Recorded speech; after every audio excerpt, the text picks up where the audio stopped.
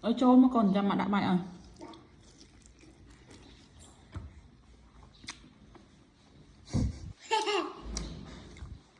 Làm thế. Mà để bài chứ mà được mà.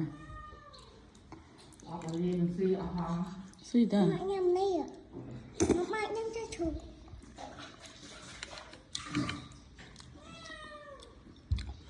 Nó mà.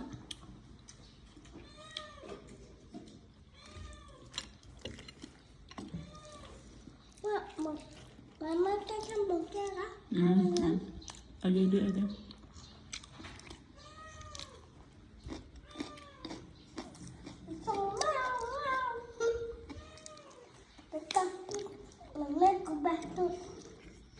Mà sao tao lại chứ nhanh đã.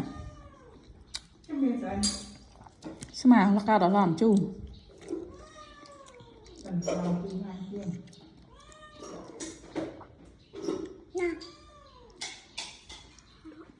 Mà anh chạy tao khởi.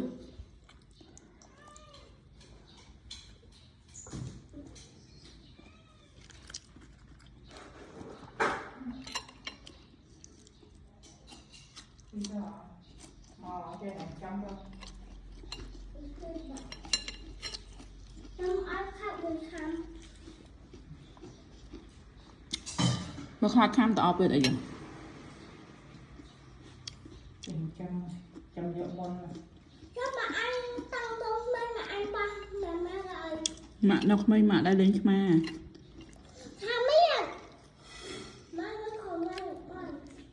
Như bình cao ôn khát toàn mà. Ôn cạn môn mạ cạn môn. Mà anh cạn môn đóng về. Đúng không? Bà tôi cháu tên không cô. Ở trong lòng bà lâu sọ. Papa cạn môn mạ cạn môn kìa. Mà mạ su à?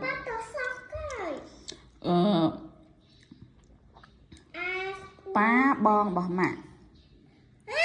Phần tay này là cạn môn. Ôn. Cháu bóng kia. Rồi như chọc chọc.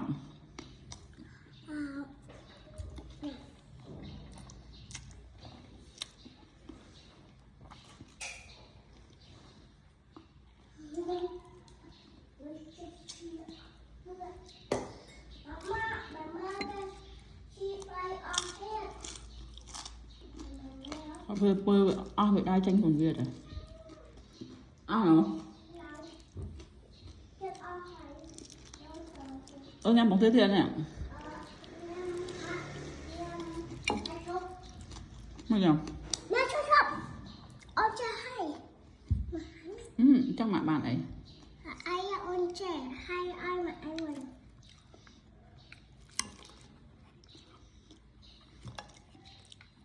Chọc ăn cái. Cái ôn dùng anh ôn trẻ hay. Chọc đi chọc đâu nhé. Nhượng bánh chắc chạp để con của lầm nó lên chạy.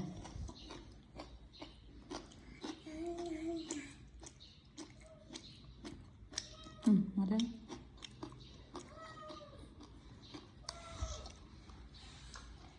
Tôi bao cơm rồi. Mà mới nhầm sẽ chụp mail mà đâu màu.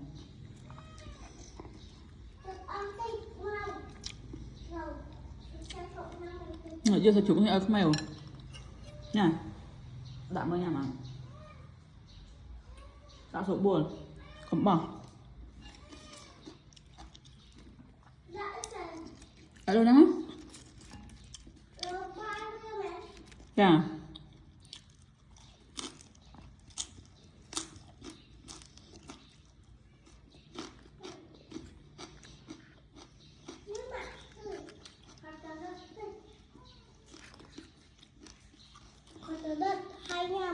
Nhầm hả? Có đất nhầm.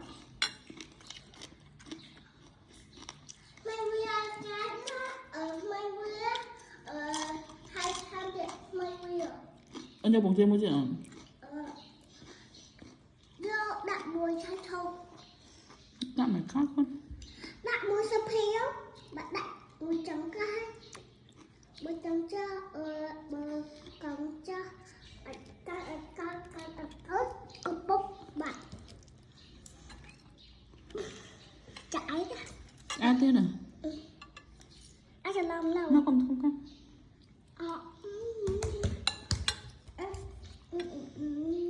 Chạy đến đấy á. Nè, mình đã chặt yếu. Kha mà. Bởi đặt tắc chặt yếu. Ăn thải. Prai mà nó. Mình phai. Prai. Có biết prai à?